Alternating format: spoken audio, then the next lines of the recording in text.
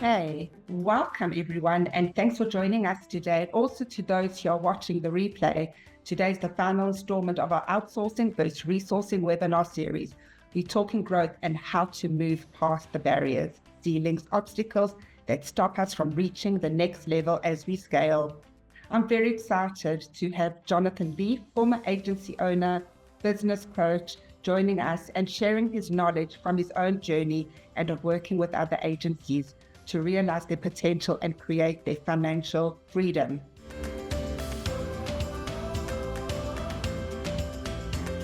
For those of you who haven't caught any of the other webinars in the series yet, we'll share this link after today's session so that you can catch the replays when you get a chance. Now, Jonathan, great to have you here. First up, could you please just share with us a little bit about your journey so far, what you've been doing? Yeah, sure. Yeah, absolutely. So, yes, I'm an agency owner, or former agency owner, I should say. I actually started my first business in 1989, a hell of a long time ago, pre-digital.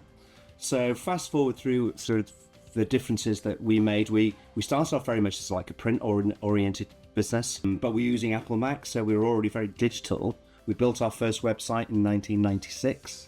We started doing online PR through social in sort of like early 2000s and getting in the early 2000s as well, so like developing a little bit further. And then I engineered a management buyout of my business in 2017 to my key partners. And that's it. So the business looked like, when it started up, it was just me with a computer, an Apple Mac with 4 megabytes of RAM and 40 megabytes hard drive, so very difficult to operate. And then finally we had 40 people in the team. We were doing development, we were doing marketing, we were doing creative. So that's sort of my journey. So I'm really excited today to go through all of the things that I did, really, and I've looked through the whole of the questions that we've got here, and really so I can enlighten you on how I did it and sort of like give proper pieces of advice that are actionable today. Amazing. So today we're talking about scaling and pushing past capacity limits and other ceilings that we have in place. So let's start with understanding capacity limits. What are some of the common capacity limits that digital agencies owners face today? Well, agencies basically come in three sizes. The very, very small ones, where a freelancer has started, got a few people in, and then lo and behold, he looks and thinks, holy moly, I've got an agency and there's 3 or 4 or 5 people working in the agency. And that sort of almost like brings a lot of problems because that's often owner managed and the person who started the business is ostensibly good at something. So they want to keep on being good at that something and they carry on doing it. So they sort of almost like limit their own capacity by doing stuff themselves, which is the biggest problem that the owner manager of a business or the founder will just not let go of what they're doing. The second stage agency is the slightly larger one where they realize actually that they're going to have to start to scale, but they don't understand the fundamentals of actually growing or scaling a business. And this comes to the third one. So if you get to about 10, 12, 15 people and you want to absolutely get much bigger like I did, then what you have to do is get structure in. So you have to get those places filled, which are very, very important in an agency. And actually there's probably really 3 really important ones. You've got the person who is looking at developing the business. I like to call them the visionary, which I very much was. Then I had an operations director who basically ran the whole show. They looked after delivering on client promises. And then we had someone who was actually managing the clients. So it's almost like that triangle of happiness where you've got someone who's driving the business forward, looking for opportunities, growing the business, looking for new clients. You've got someone who's delivering on the promises that you make to your clients. And then you've got someone who is looking after those clients, making sure that they are getting exactly what they need, and also looking for opportunities to grow the business through your existing clients. So you get that right and you can scale it to whatever number you want. But on top of that as well is you have to have process. You've got to get a system in place. You've got to do everything in the right order and at the right time. And I like to call this crossing the desert. Now, I'm going to advertise my book. And sorry, can you see that there? Yeah, I'm an agency owner, get me out of here. And I cover all of this in the book, but to scale, you really do need to let go to grow. Okay. And how can agency owners identify these limits within their own businesses? Well, generally it starts with them.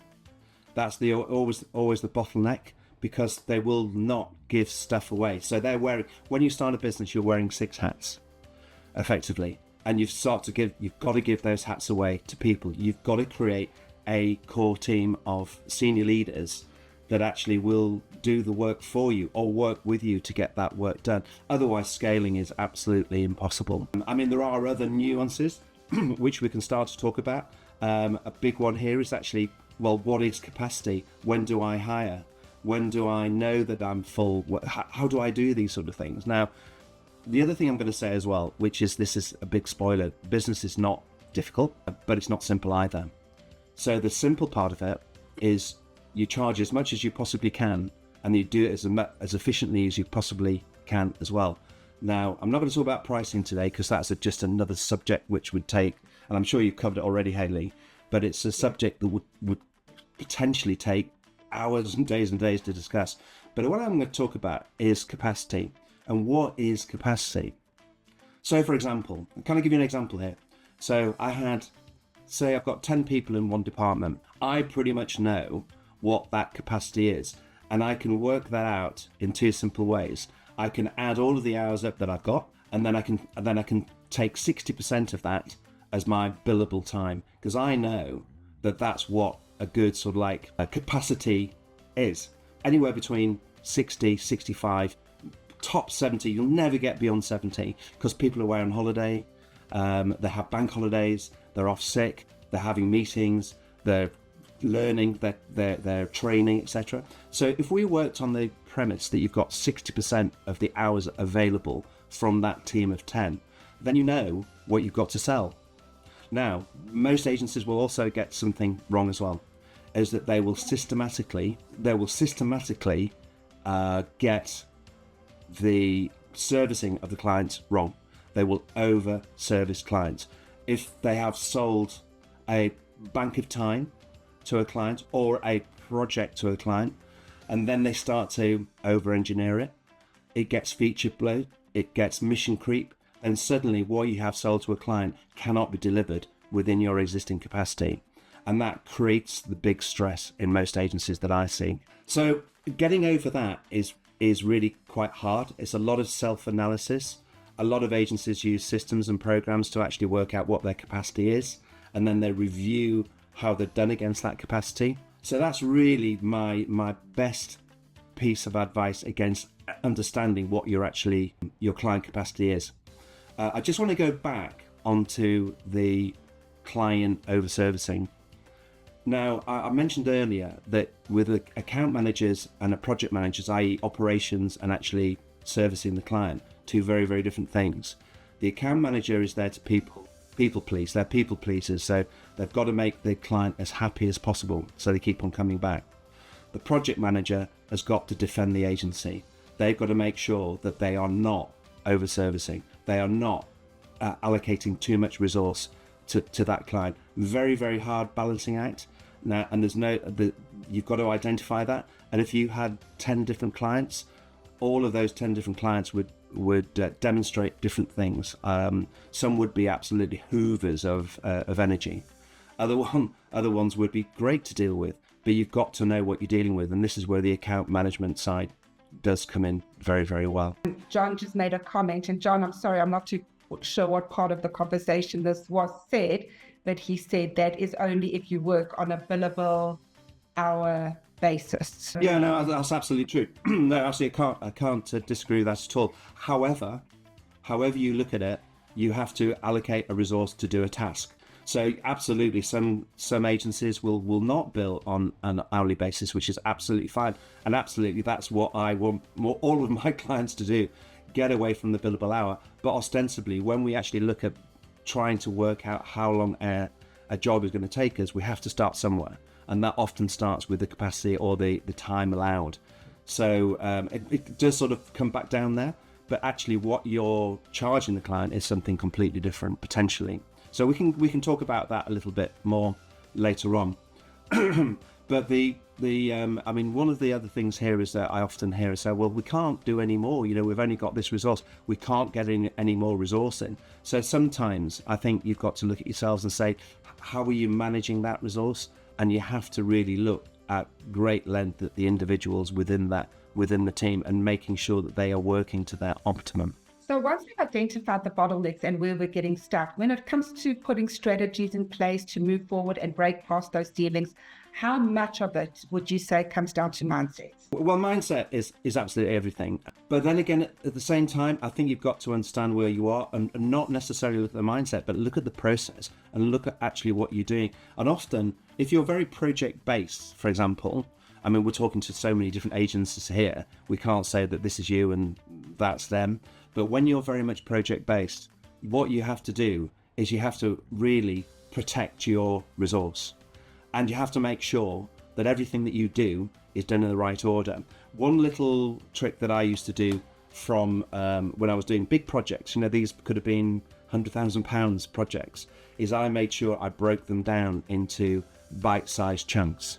So we wouldn't move on to the next part until the first part was done. And if the client wanted to add things, then we would stop and go back. Very, very sort of like, in a way, sort of like IT way of dealing with things. But it was exactly the right thing to do, because if you didn't do that, then everything would just run away and you would be absolutely the beck and call at your clients. Your clients would be running your business. So you've got to make sure that you are absolutely on top of what your clients' resources demands are. Can you share some practical tips agencies can use for transitioning to a scaled up agency model? Yeah, absolutely. So the number one, as I said before, and I'm going to cover it again because it's so important, get that structure right. Write down on a piece of paper or a whiteboard or whatever software you use, actually what your organization chart is and who does what, and be very, very specific about the tasks that each individual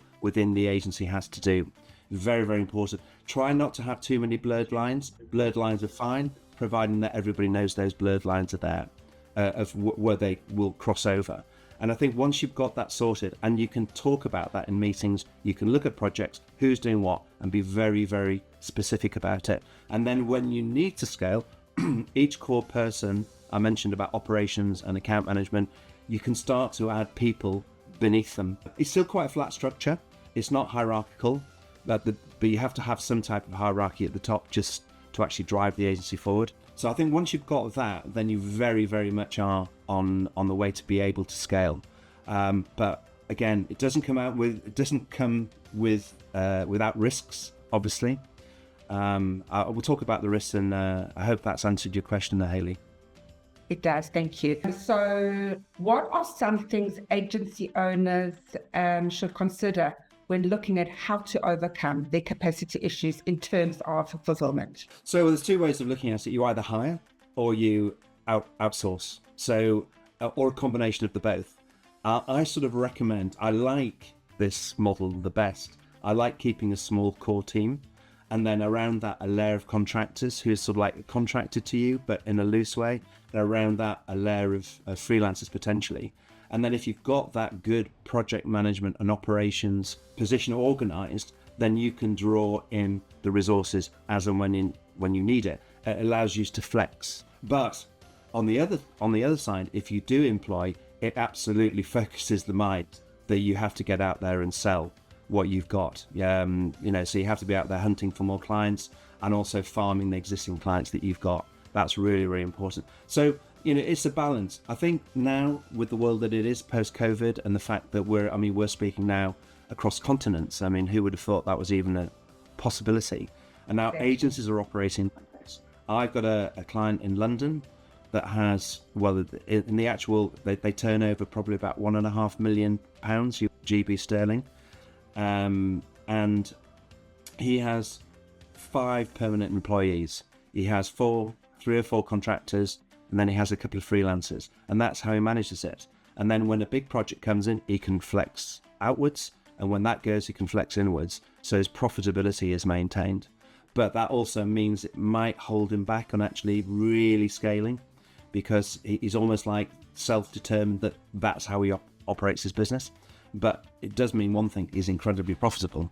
So it all depends on what you want to do. If you want to grow a business like I did, I actually never used freelancers or contractors. I employed everybody. But again, that's sort of like post being able to do these sort of things, working from home, working remotely. We had everybody in the studio because that was the normal thing to do 7 years ago. Thank you. When looking at improving efficiencies to push past the capacity ceilings, how important is it to have effective workflows, technology in place to manage that capacity as well as your resources? So, if you remember when I went back and you've got the category A, very, very small agency, I mean, you can manage that on a piece of paper. To be honest, it's that easy.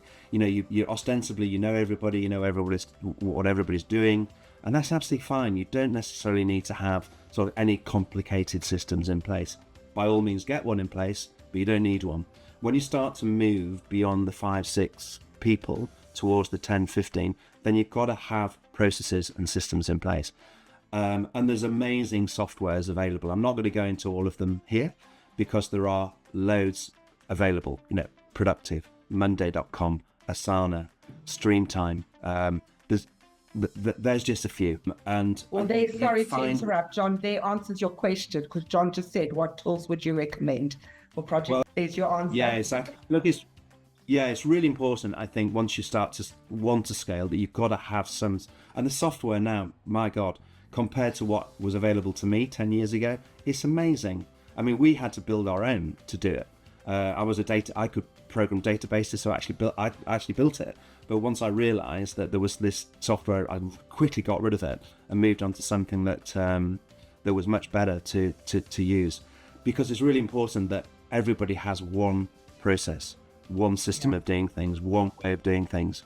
It's really, really important. And then when you get to super scale, when you want to cross that desert and go from that small agency of say 10 to 20, then you've really got to have your processes, systems, what you do absolutely nailed, and you've got to follow it. You can't go outside that as well. Now, there are, the trouble with software programs, they never do everything exactly as you want it to be. So you either change towards them, which is what I'd recommend, or you try and work little things within it. And if you do that, then you'll end up throwing that away and starting again. So it's better to actually adjust your organization to how the software operates. I know a lot of people wouldn't like to hear that, but actually it is the best way to do it. So that absolutely is fundamental. You can't manage your businesses on spreadsheets if you want to grow. There are certain things that absolutely I would always recommend spreadsheets, Google Sheets or Excel for forecasting, moving forward, things like that. Software systems don't tend to do it as well as you can do it on a spreadsheet. It's more flexible. But again, these sort of systems are coming online and they're getting much, much, much better. And if we talk about metrics, are there any particular metrics that agency owners should be tracking to measure performance and productivity? Yes. Now, the most important resource that you'll ever have in your agency is the human resource, the cost of your people. So that is the main metric you've got to understand. Many different ways of measuring it, but I'm just going to give you one which is really easy to do. If you have your turnover, which is 100%, then I want your turnover minus cost attributed to doing that turnover will give you a number. And then from that number, I do not want your staff cost to go above 60 to 65%. And that's the total human resource. If you manage that and your overheads would say another 15, 20%, then you will make your 20% net profit, which has got to be the absolute target. If you're not doing that, and I'm talking that 20% after everybody's been paid, all of the owners and the founders and the directors have paid themselves a commensurate salary, a proper salary, not just something too low that they're actually trying to manipulate the net profit. So it's got to be done properly. Yeah, John says, of course, it's EBITDA. Yeah. So the earnings before interest, taxes, depreciations and amortization, but actually the more simple way of doing it is net profit. So once you've got to that net profit before taxes, if you've got to be aiming at 20%, if you do that, then you are performing above average. Most agencies this year, actually, benchmark says they're around 10%, 12%. It's been a tough year for agencies. The last couple of years have been. Hopefully the next years will be better. So just circling back to that, I want to get in people's heads that if their human resource costs, total human resource costs, everybody, whatever they're doing, whether they're doing work, whether they're admin, whether they're sales, whether they're marketing, whether they're management, whatever, total human resource costs 65%, you won't go far wrong. That's the number one KPI. Managing client expectations plays a critical role when you're experiencing capacity limitations. How can agency owners communicate this effectively without setting themselves up for failure? Well, this comes down to account management. So if you have a specialist account management looking after the clients, that's their job to manage expectations. If you don't have that and you've got practitioners, the people who are actually doing the work, directly working with the clients, which is very common in smaller agencies, then you can come up with problems because they do not, often the practitioners, the people actually doing the work, don't really know how to manage that relationship. And often they will react to the client that shouts the loudest. They will react to the email that comes in at 4:00 on Friday afternoon. These are the sort of things that are absolute capacity killers. They will hoover up capacity before you know it. Or you've got a client that, for example, and everyone will know this, will have a client like this, they will ring at 9:00 in the morning, they'll send an email at 9:30, they'll ring again at 10, they'll send 2 emails at 10:15 and 11:00, and so on and so forth. And if you're reactive to that, then the client, you're training the client to run your agency, which is an absolute disaster. So whereas a client, an account manager or a good project manager would be able to manage that client much better.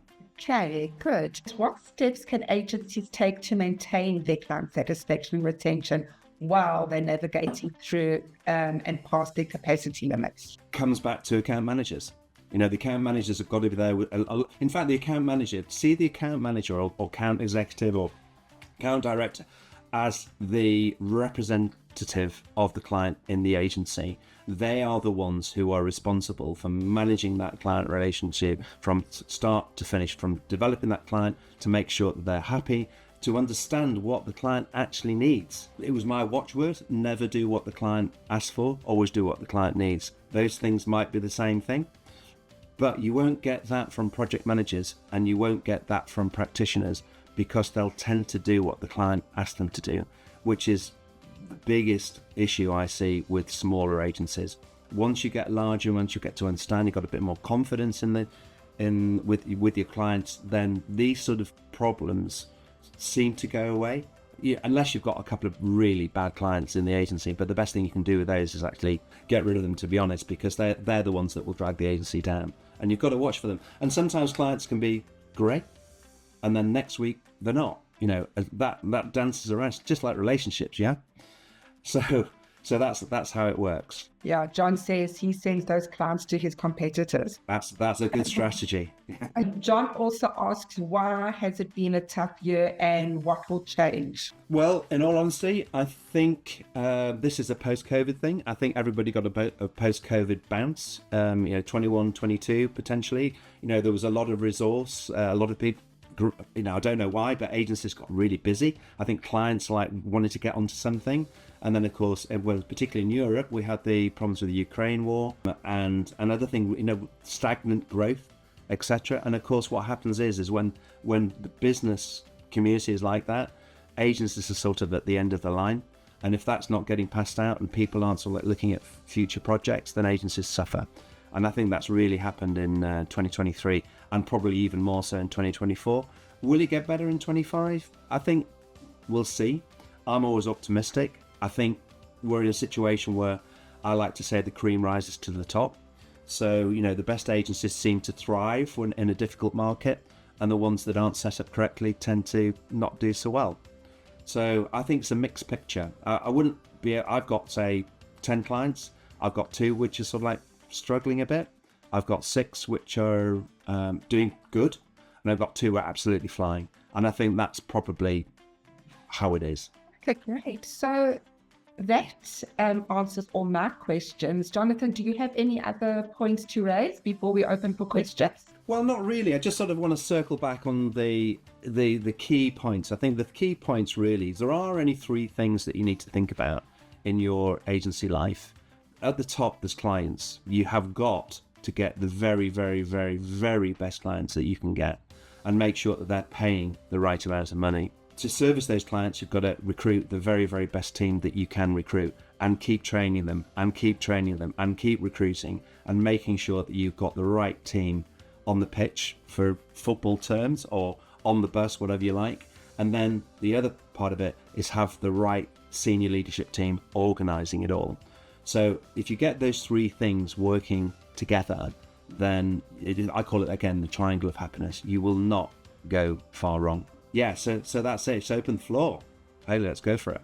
Okay, so John, do you want to ask away? I mean, I know you've posted another question. Do you want to turn on your camera? Yeah, I'm now? just having a look here. I'll pull them up here. Yeah, AI giving clients the chance to try DIY. This is a really good question, because I think in some circumstances, yes, but I'm just going to give you an example of where I started my business. So I started my business in 1989, and we basically started using desktop publishing, realistically, on Apple Mac. So we were using Illustrator, Quark Express, which is now, and also Adobe Photoshop. Now, anybody else ostensibly with a computer could do exactly the same. But the thing about it is, it's rubbish in, rubbish out. Now, agencies have things which they're much, much, much better at. And I think clients, while they think, oh, this is a cost saving, we can do this ourselves, DIY. But actually, realistically, they can't. It's rubbish in, rubbish out. And you can't do your own dentistry. You can't be your own doctor. Have a go at decorating your house. But if you get a professional, they'll do a better job. If you can do your own gardening, but you get professional, and the garden will look 10 times better.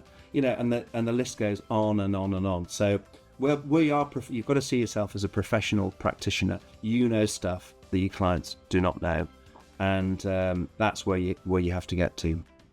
I'd just like to say on that subject of DIY, being in New Zealand, we get a lot of DIY people. We're a DIY nation, and well, fair enough. Yeah, I can't deny that. This is the reality of what we are in, and what I've found now is if you start talking to people about the real cost of DIY, right? It's going to take you 40 to 50 hours to build a website, for example, using something like Wix, and that's a pretty conservative estimate in time. How much do you charge yourself? $100, $150 an hour? That's $5.5, $7,000, something like that. So my conversation with the client is, sure, go away and do it yourself. Spend $7,000 or $8,000 on it, or we'll do it for you for $3.5. Well, what I would say to that, I say charge them $7,000 and do a twice as good website, because Well, you can do it that way. That's another way of looking at it. We're going at churn. We build 150 websites a year, which in our market is churn. Yeah, absolutely. But you've got to choose what business you want to operate in.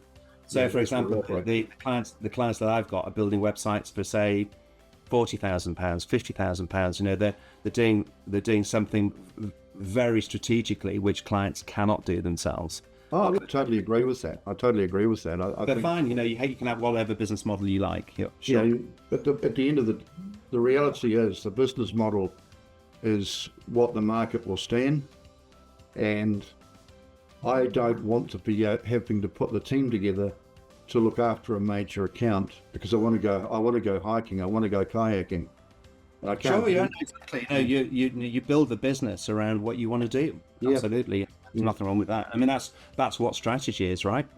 True that. Yeah, that's my tablet's worth anyway.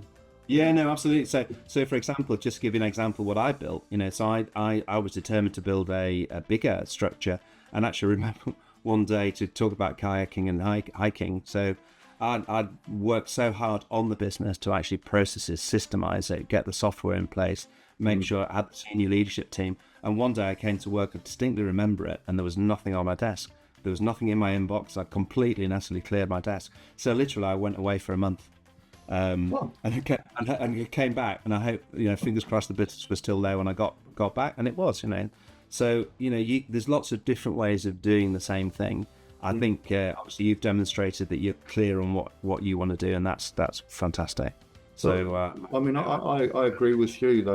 And this is where a lot of people, I think, and I can only speak for the markets that I work in, which is within Asia and Australasia. There's a lot of people who think that they have a business, but really what they have is a job. Exactly right. Yeah, yeah. So that's very common, though, isn't it, with small businesses? Because actually, and people over time have got in their heads that actually they work longer hours and this will happen, and they work harder and this will happen. Actually, sometimes it's always thinking, it's working hard, it's working on the business rather than in the business. And the smaller the business, the founders will work in the business. They cannot get off the tools. They cannot get away from the coalface. And this is very, very common in our industry, because actually, let's face it, we joined this industry because we love what we're doing. I was a designer. I wanted to design, but quickly I realized that actually if I wanted to design, the business would not grow. So I had to learn business skills. I had to learn how to build a business. I had to learn how to construct a senior leadership team. I had to learn how to become a CEO rather than a manager operator. So it was a very different skill set. Yes, it's a total. I mean, I come from the total opposite end. I came from a large corporate organisation, set up a business in opposition to them, and I got into the digital world purely by accident and boredom. Exactly. So there's loads of different ways of getting into. So I bring a totally. You bring a design type approach. I bring a pragmatic business approach.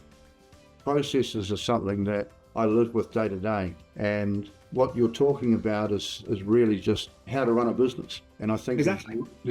And I don't, whether it's a digital agency or whether it's a plumber, a man in a van or whatever, a lot of these guys don't understand how to do that. Yeah, can't agree more. Yeah, this is why we're doing these sort of webinars. Yeah, thank you, John. Yeah, John, thank you for your time and your questions. So that is where we end off now. So in this webinar, we've learned from Jonathan, obviously, capacity limits, leveraging resources, strategies to break through, limitations to scale. Jonathan, thank you so much. My pleasure. Who puts in the chat now links on how to connect with Jonathan, his LinkedIn profile as well as his website. And then I'm going to send our link as well, just to how to find us to access, if you are new and you haven't used our services before, just to how to access the $1,000 offer. So that is, let me just put that in the chat now that everyone can get it. Yeah, and Hayley, would you put a link to my book as well, please? Available on all bookstores, Amazon, etc. And it's called I'm an Agency Owner, Get Me Out of Here, aptly titled. There we go. So there's all the links, and I appreciate everyone's time to be here, and we look forward to starting new series in the new year. And thank you. Thank you for your time, Jonathan. Great. Thank you very much. Thank you. Thanks everyone for coming.